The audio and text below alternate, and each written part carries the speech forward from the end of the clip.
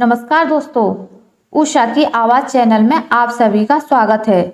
हमारी आज की कहानी है बेटा ही होगा। विनीता की गर्भावस्था में उसके ससुराल वाले सभी लोग उसका पूरा ख्याल रख रहे थे। ज़्यादा वजन ना उठाने देना, पौष्टिक भोजन देना और हर तरह से उसे खुश रखना ताकि आने वाले बच्चे पर सकारात्मक असर पड़े। विनीता भी जितना उससे बन पड़ता था छोटे छोटे काम करती रहती थी ताकि सास को ज़्यादा काम ना करना पड़े। विनीता को हमेशा लगता रहता था कि उसकी गर्भावस्था के कारण सास को ज़्यादा काम करना पड़ रहा है और सास को लगता था कि चाह कर भी बहू को पूरा आराम नहीं दे पा रही है। इस तरह सास बहू दोनों ही एक दूसरे का ख्याल रखने की हर संभव कोशिश करती रहती। घर के सभी लोग आने वाले बच्चे को लेकर बेहद उत्साहित थे। आखिर कई सालों बाद नन्हे मुन्ने की किलकारी घर में गूंजने वाली थी।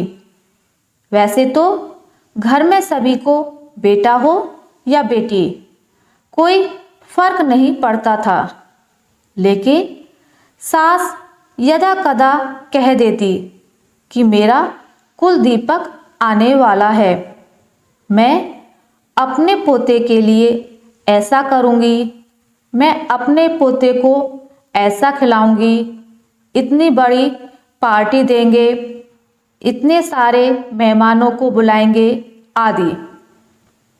यह सब सुनकर विनीता भी मन ही मन ईश्वर से प्रार्थना करती कि हे ईश्वर, मुझे बेटा ही देना ताकि मम्मी जी की मनोकामना पूरी हो।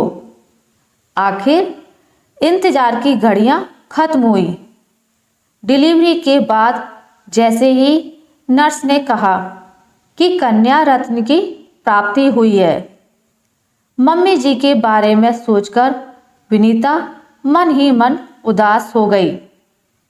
नॉर्मल डिलीवरी होने से उसे उसी दिन अस्पताल से छुट्टी मिल गई।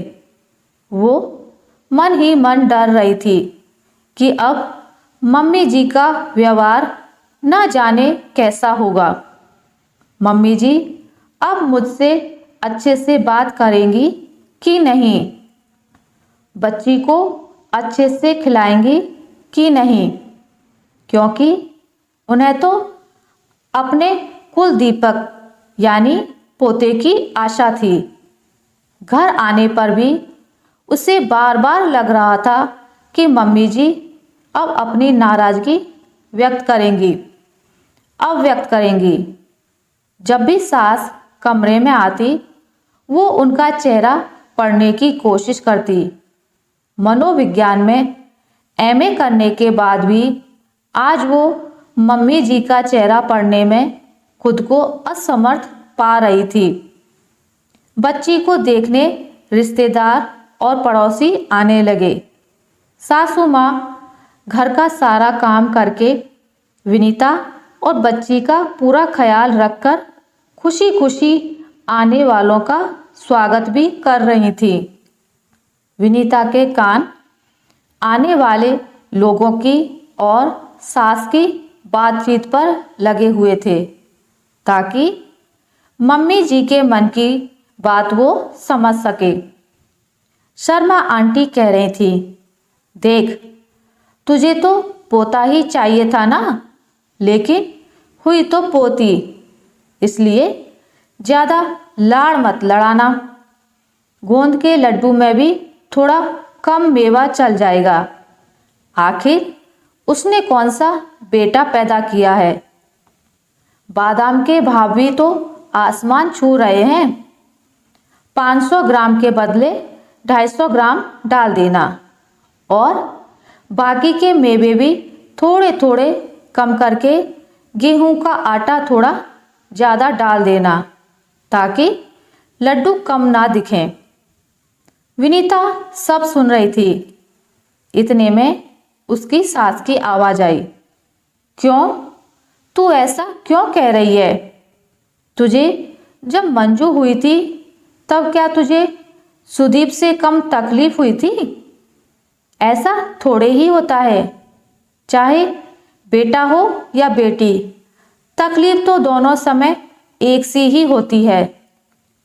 जब दोनों समय तकलीफ एक जैसी ही होती है तो बेटी होने पर लड्डू में मेवा कम क्यों डाला जाए?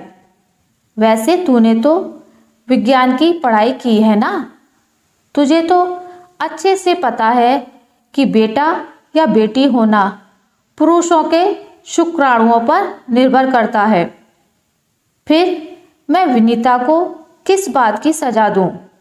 मैं तो बादाम थोड़े से ज़्यादा ही मंगवाऊंगी ताकि बाद में विनीता को बादाम का हलवा बनाकर भी खिला सकूं। यह सब सुनकर विनीता सोचने लगी कि वह कितनी खुशकिस्मत है जो उसे इतने सुलझे हुए विचारों वाली सास मिली। थोड़ी देर बाद जब उसकी सास कमरे में आई तो विनीता भाव तिरेक में उनके गले लग गई और बोली, क्या मैं आपको मम्मी कहकर बुला सकती हूँ? आशा करती हूँ आपको मेरी आज की कहानी अच्छी लगी होगी। अगर आपको मेरी ये कहानी अच्छी लगी है तो इसे लाइक करें, ज़्यादा से ज़्यादा शेयर करें, और अगर आप मेरे चैनल पर नए हैं तो इसे सब्सक्राइब करना ना भूलें। मिलते हैं एक नई कहानी के साथ, तब तक के लिए नमस्कार।